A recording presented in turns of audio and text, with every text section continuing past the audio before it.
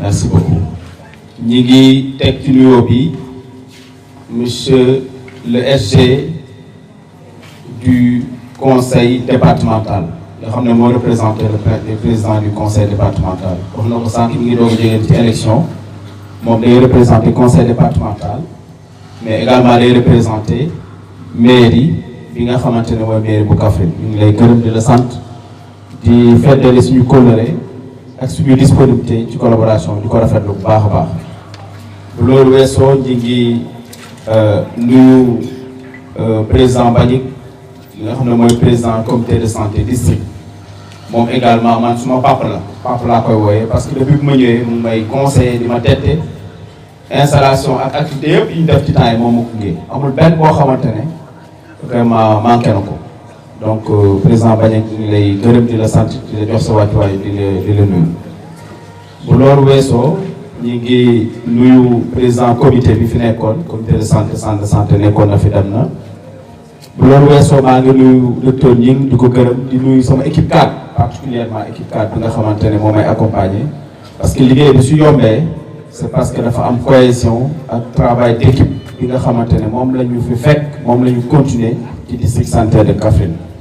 loolu maa ngi leen di gërëm bu baax a baax a baax dinaa ci ñëw tuuti ci kanam bu loolu weesoo may gërëm jàmbaar yi njëkk ci Palu jàmbaar yi njëkk ci Palu mooy les infirmiers chefs de poste ñoom ñëpp ay jàmbaar la infirmiers chefs de poste jàmbaar la dans le cadre de la lutte contre le paludisme vraiment am naa collaboration bu rafet ak ñoom am nañu entente te gis naa xarañte ak sérieux bu ñuy def ci liggéey bi même en dehors du Palu lépp luy programme de santé ñu ngi koy piloter au niveau opérationnel parce que il faut comprendre que le district est l'instance boo xam ne mooy mettre en œuvre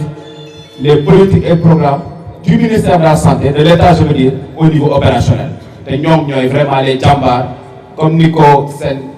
vraiment représentant waxee muy Coly te il a l'habitude de le dire ay jàmbaar ngeen vraiment je vous félicite et je vous remercie. bu loolu weesoo may gërëm képp ku fi teew di invité pour bañ a fàtte gërëm naa képp ku fi teew di invité bu loolu weesoo li tax tey ñu daje mooy sargal acteur communautaire de santé ci acteur communautaire de santé yooyu dafa am acteur communautaire de soins ak acteur communautaire de prévention et de promotion loolu noonu la ko cellule de la santé communautaire tuddee tënkee ñaari qualificatif ñoo fa am maanaam ñaari catégorie socio-professionnelle ñoo fa am des hommes nag ci type d'acteur communautaire yooyu la bokk ba tax na tey bi ñu toogee waxtaan ñu ne baax na donte gën nañ ko def ren ñu ne dañuy sargal des hommes yi au-delà des hommes yi sargal bépp buy acteur communautaire te gis ngeen ko ci cadeau yi nga xamante ne boobu def nañ ko sànq ma bëggoon peut-être fàttali ni des hommes mi ngi jógee ci PECADOM mooy prise en charge du Palu à domicile bi nga xamante ne intervention la boo xam ne programme national de lutte contre le paludisme daf ko créer pour mën a faj Palu bi prévenir ko ci au niveau des villages des quartiers de tout le Sénégal donc loolu dafa am solo mu nekk benn ci intervention yi nga xamante ne programme national de lutte contre le paludisme da koy def mu am prise en charge du paludisme muy intervention moom AID mooy pompe bi nga xam ne dañ koy pompe yooyu moom moustiquaire li ñuy wax milda moustiquaire imprégné à longue durée d'action mu am yeneen ak yeneen yoo xamante ne ay intervention lañu mais ñun PECADOM tey moo ñu tax a jóg moo tax tey ñu décidé comme gis nañu jéego yi nga xamante ne DSDOM yi dispensateur de soins à domicile ñu ngi koy def dans le département de Kaffrine dans le district de Kaffrine ñu ne tey dañ leen di sargal ma bëggoon vraiment wax ne yeneen jàmbaar yi nga xamante ne comme ni ko kenn waxee yeneen liggéey auprès des infirmiers chefs de poste ma bëggoon leen gërëm di leen sant di leen féliciter képp koo xamante ne mi ngi fi di DSDOM mi ngi ci gox-goxaan yi mi ngi ci Sénégal mi ngi ci département de Kaffrine mu ne fi ñàkk fi nekk vraiment ñi nga xam ne sax génn nañu àdduna vraiment ñu ngi leen di remercier di leen gërëm xam nañu liggéey bi ngeen def parce que tey dans le système de santé dafa am lu ñuy wax la participation de la communauté à l'effort de santé ça c'est dans les piliers du système de santé il y a 8 piliers dans le système de santé juróom-ñetti piliers yi nga xamante ne loolu la OMS tëral Sénégal tënku ci pilier boobu nag benn ci piliers yi mooy participation à la communauté à l'effort de santé yéen ci communauté la leen choisir vous êtes choisi par et pour la communauté par et pour la communauté et dans la communauté ngeen di servir communauté bi donc yéen a ngi servir seen askan donc wane na ne principe yi nga xamante ne mooy principe du système de santé Sénégal tënku na ci yéen tënku ngeen ci district de Kaffrine tënku na ci vraiment ñu bëgg leen féliciter remercier leen particulièrement vraiment bëggoon naa ñu tàcc loolu ça c'est très important wax leen ne nag man je compte beaucoup sur les acteurs communautaires en général muy DSTOP muy ASC muy bàjjenu gox muy bépp relais muy ku mënta doon ki acteur communautaire tey suñu amee résultats yi ñu am dans le cadre du PALU et dans les autres programmes de santé muy PV muy leneen ñoom ñoo tax ñu am ko ñeneen tax ñu am résultats yi ñuy wax sànq Daouda wax na ko on a d'excellents indicateurs te loolu du tey ça fait des années li ñuy ñaax nag mooy fas bu dawee foog ñu laabale ko il faut pas s'arrêter en si bon chemin liggéey bi tey la commencé parce que vous avez un médecin chef qui est très engagé vous le savez qui est très disponible mais qui est très rigoureux donc lépp li nga xamante ne wax nañ ko fi comme doléance muy jàppale acteurs communautaires yi dans le cadre de l'enrôlement des mutuelles loolu Daouda mii mën na koo seede madame Diom mën na koo seede dama ne tant que maa ngi fi fii ci Kaffrine chaque année l'ensemble des 2 zones du département seront enrôlés dans les mutuelles tant que maa ngi fi l'ensemble des 2 zones du département seront enrôlés dans les mutuelles loolu moom dama bëgg mu leer par rapport à doléance su case bi je pense que doyen Ndiogou je pense de tout kooku aussi dinañ ci liggéey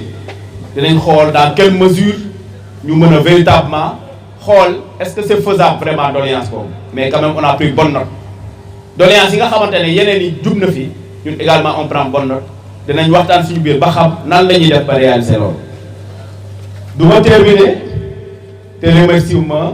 wax naa infirmier chef de poste mais dafa am koo xam ne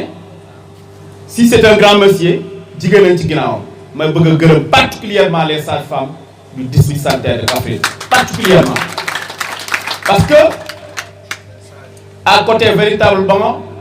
de ces indicateurs du PALU dafa am bu ñuy traqué boo xam ne mooy la SP le taux de le TPI nag PNLP dafa nekk indicateur bu ko soxal mooy maanaam per yi ñuy jox jigéen wëri li vraiment pour aar leen di fàggandiku ci sibiru donc loolu bu amee tey bu ñu amee de bons indicateurs Daouda mën na seede li may wax c'est parce que am na sage-femme yi nga xamante ne ñu ngi ànd ak ICP yi dans le cadre du couplet gagnant pour ñu am indicateur yu baax vraiment maa ngi leen féliciter chers sages-femmes maa ngi leen féliciter ci liggéey bi nga xamante ne def ngeen ko ma bëgg particulièrement ndokkeel di remercier suñu doyen bi nga xam ne sànq maa ko jox kàddu j'ai tenu à le faire pour vraiment lui témoigner lui faire un grand hommage je pense que Ndiogou la tudd Ndiogou Kébé yaakaar naa noonu la tudd ma bëggoon particulièrement balaa ma terminer Ndongo Kébé autant pour moi Ndongo Boy autant pour moi balaa ma terminer tey wax naa préfet wax naa ko diplôme de reconnaissance en toute honnêteté nee naa ko man def ma lu dul def mise en forme ak signer diplôme de reconnaissance boobu ki toog nii kii toog lu tudd Seynabou Samb Diom moom moo ko liggéey te wax na ko sànq il faut rendre à César ce qui appartient à César moom moo ko liggéey démb 2h45 du matin la tëdd damaa yeewu 6h gis mail bu ma envoyé di ma proposer programme bi nga xam ne moo ñoo koy déroulé programme bi moo ko proposé moo ak ay jigéen ñu ma àndal maanaam Kalla ak ñi des moo proposé diplôme bi je n'ai fait que valider moo proposé montant lépp moo ko proposé kon kii gàcce ngalaama mention spéciale Seynabou maa ngi lay gërëm devant monsieur le préfet di la féliciter di la wax bonne continuation ndax liggéey bi des na baax na trop kontaan nañ ci mais am na yeneen yu ñëw vraiment on te félicite vraiment je dirai à monsieur Diom que tu as bien travaillé je dirai à monsieur Diom que tu as bien travaillé waaw loolu moom kontaan naa ci trop am na ñu nekk sa wet muy Oumy muy madame Camara muy madame Diallo muy Daouda Dieng mi toog très discret ñooñu ñëpp ñoo la jàppale ci liggéey bi parce que defoo dara lépp loo def da nga leen consulter ñu ànd ci yow man je ne suis là que le coach comme tey bu amee équipe nationale dafa am coach bu nekk ci ginnaaw yéen lay liggéey vraiment bëgg nañ leen gërëm au-delà de toi et des femmes qui sont à côté de toi gërëm l'ensemble des membres de l'équipe cadre bu ma nee l'ensemble des membres de l'équipe cadre damay gërëm suma jeune frère le docteur Salim Ning qui est très engagé très rigoureux tey bu ma ñëwee sama humilité moo ma permettre ma wéeru ci kaw lu may def laaj ko lu ma xamul laaj ko planification yëpp moo koy def donc loolu ñu ngi koy gërëm di ko sant di ko féliciter docteur bi bëggoon naa ñu tàcc loolu parce que c'est très important tous les gagnants bi am ci poste yi moom laa jéem a refléter à travers la collaboration que j'ai avec lui ça c'est très important vraiment donc on te félicite on te remercie bonne continuation. alors tey ay jàmbaar ngeen wax na ko sànq bi PNLP joxe montant d'habitude partenaire yi lu ndaw la ñuy joxe j'ai dit à Seynabou réunion bi ñu def kañ lañ ko def barki démb sama biir bureau 18h ñëpp a nga foon ma ne ko Seynabou bugguma kenn des na ñëpp am cadeau na ñëpp am diplôme mu ne ñaata ma ne ko loo joxoñ ma dagg ko parce que ñii dañ ko jàng du ma tudd montant parce que c'est pas important li am solo mooy le geste vraiment ma bëggoon leen féliciter yéen ñii ay jàmbaar ngeen jàmbaar palu pour xamal leen ni instant bi waa PNLP ñàkk jot moo tax nekk j'ai envoyé un mail au PNLP Seynabou mun na ko seede ils ont félicité l'initiative kon tey ñan laay félicité mooy yéen ñi nga xamante ne yéen fi toog te tax tey ñu am indicateur yu baax donc félicitations cher jàmbaar cher directeur du palu vraiment maa ngi gërëm ñëpp di vraiment sant ñëpp vraiment di wax monsieur le préfet ñu ngi lay gërëm ci teewaay bi vraiment loolu laa bëggoon wax di gërëm ñu wasalaam jërëjëf